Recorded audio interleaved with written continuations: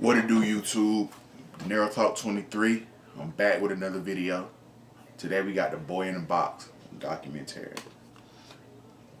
Let's get into it.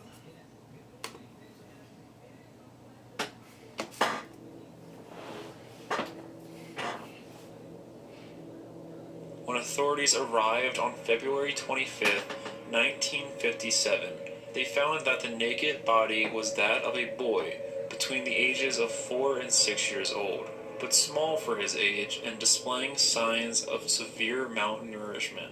His hair had been hastily, closely cropped into a sort of bowl-style cut, possibly just before or after death, as there had been clumps of hair still clinging to his body. The body was covered with bruises as if he had been severely beaten, but yet had been carefully, almost lovingly arranged in the box with his arms gently folded over his chest. Further examination of the body turned up some interesting clues. His fingernails had been carefully trimmed, and his hands and feet showed evidence that the body had been submerged in water for a long period of time, either just before or after the death, perhaps because he had been bathed.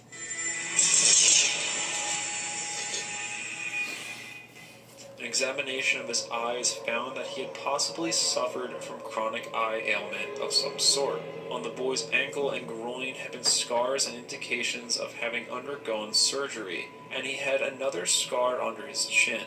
Medical examination would find that he had eaten approximately 2 to 3 hours before he died, and in his esophagus was found a dark brown, unidentified residue, thought to have been perhaps vomit. The cause of death was determined to be possibly from multiple severe blows to the head, but this is not certain, and the body was estimated to have been out in the woods anywhere from 3 days to 2 weeks. It was difficult to determine an exact time due to the weather having been extremely cold.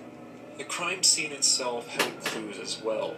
The box was from the department store JCPenney and had been meant to hold a bassinet.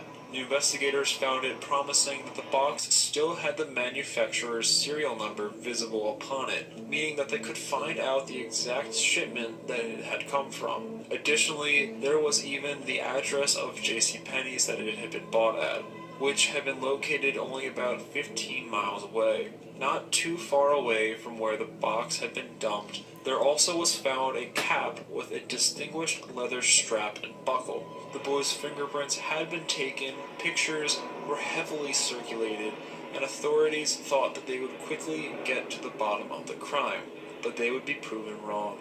The box turned out to be one of 12 bassinets sold to the store, but records in the purchasers had not been kept as they had paid in cash. 8 of the buyers would eventually come forward after reading about the case in the news, and all of them had either thrown away their boxes or kept them to store things in at their home. The other 4 buyers had remained unknown. A cap that had been found had also led to a dead end. Even though it had been traced to a store run by Hannah Robbins, and despite the fact that she had distinctly remembered a man who had bought it, the payment had been made in cash and none of his information had been taken.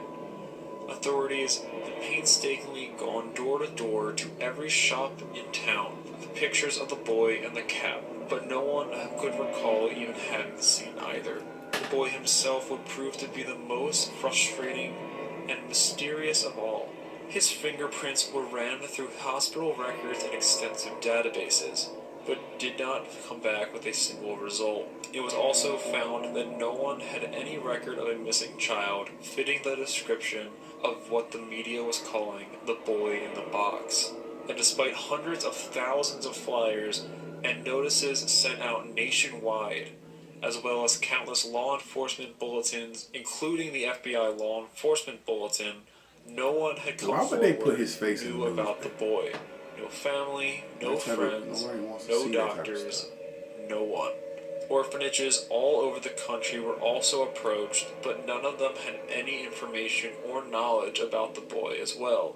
The American Medical Association passed out details on the boy's surgical scars in the hopes that a doctor somewhere may know him, but no one would come forward. Frustrated, authorities even went as far as to widely circulate photos of the boy fully dressed and in a sitting position to make him look more lifelike, but there was still nothing.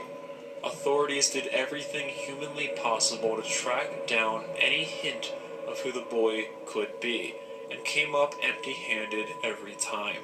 Some possible leads trickled in, but none of them led anywhere, and with the total anonymity of the boy, and with the lack of any records whatsoever, it was as if he never existed at all. It was totally baffling, as surely someone must have known him, and there must have been a worried parent or playmate out there who would have seen all of the media attention, but there was nothing at all. The boy was a complete cipher, as was whoever had killed him. It wasn't even known exactly how he died.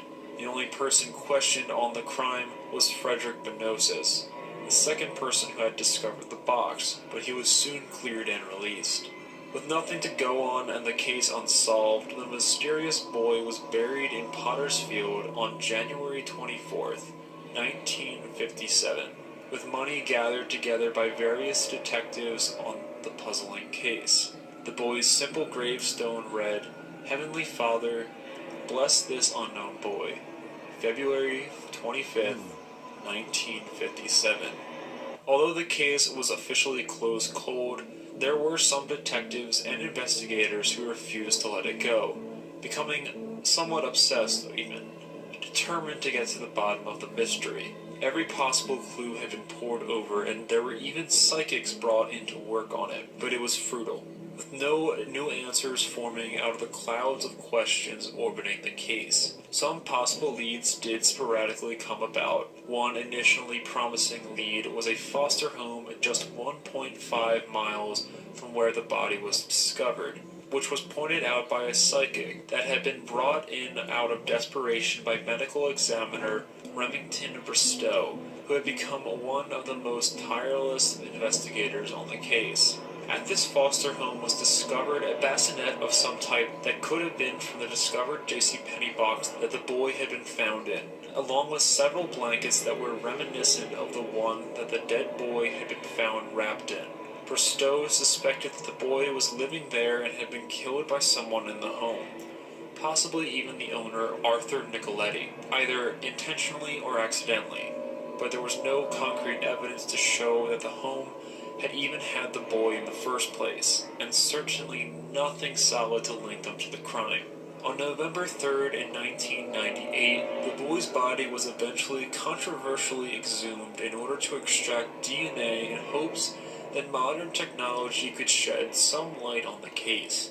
But this also led nowhere, and the body was reinterred in November 11th, 1988, at the Ivy Hill Cemetery in Cedar Brook, Philadelphia, on a donated plot, and with the headstone reading America's Unknown Child. Another theory came forward in 2002 when a woman from Cincinnati, Ohio, only known as M, claimed that she had known what had happened to the mysterious boy. In a disturbing testimony, M claims that in 1954, her mother had purchased the boy from his parents for cash, after which he had been subjected to horrific physical, psychological, and sexual abuse. According to M, her abusive mother would frequently beat him and had accidentally killed the boy, who they had named Jonathan. All of this would occur in a fit of rage by smashing his head into the floor after he had thrown up in the bathtub. Since the story seemed to fit so well with the evidence and details at hand, but became suspicious when it came light that the woman making the claims had had a history of mental problems, considering that there was also no hard evidence corroborating the story either, along with denials from the woman's neighbor that such a thing had even happened. The lead was eventually dropped. However, over the years since, there have been occasional new leads that have turned up from time to time, but so far, none of them had led to any new answers upon this mysterious and most baffling case. Thanks for watching, guys. Don't forget to like and subscribe, and hit that little bell if you want to be the first to see more. And if... YouTube. I don't know about that one. That was a weird case. But I'll catch y'all in the next one.